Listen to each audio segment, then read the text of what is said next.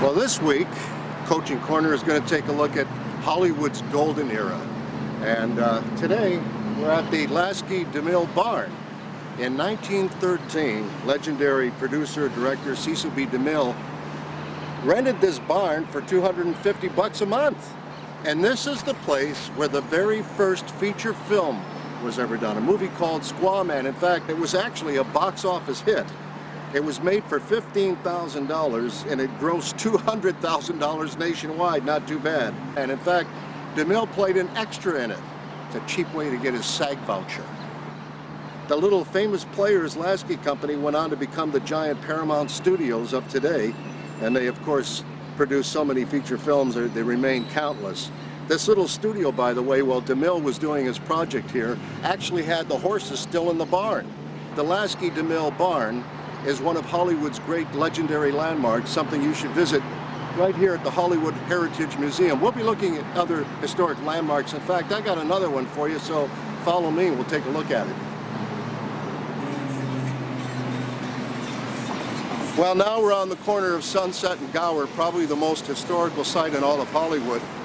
It was right over there in 1911 that the very first studio in Hollywood, the Christie Nestor Studio, was built, and they established themselves as one of the most successful filmmaking companies for many years before they merged with Universal Studios.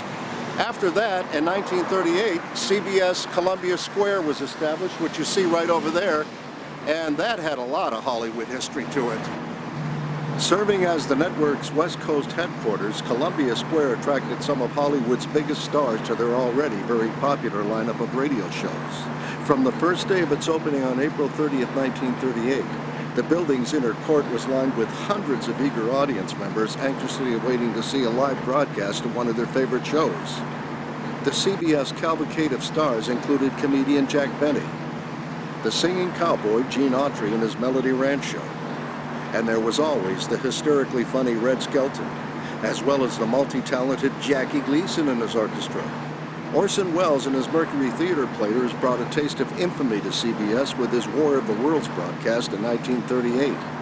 Then there were the comedy duos of George Burns and Gracie Allen, and Edgar Bergen with his little wooden dummy, Charlie McCarthy. And of course there was the Queen of Comedy, Lucille Ball, who was already enjoying much success in the late 40s, along with co-star Richard Denning in the hilariously funny CBS radio serial My Favorite Husband. It was Lucy's tremendous popularity with both fans and sponsors that eventually led to the TV version of the radio show, which would be called I Love Lucy. The cast would include husband Desi Arnaz, theater actress Vivian Vance, and former vaudeville star and veteran film actor William Frawley.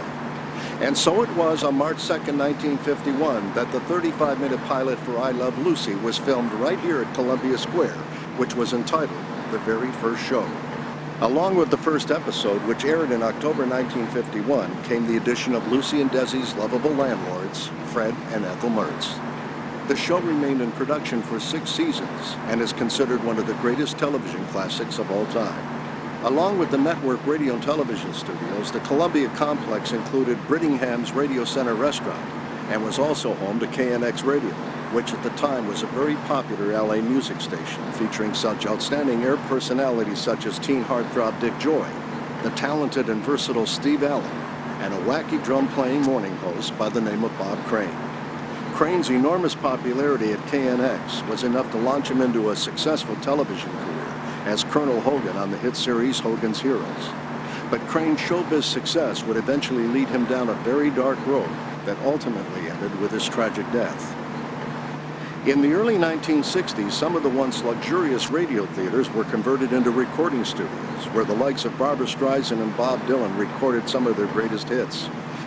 And as for Columbia Square, the times they were indeed a-changin'.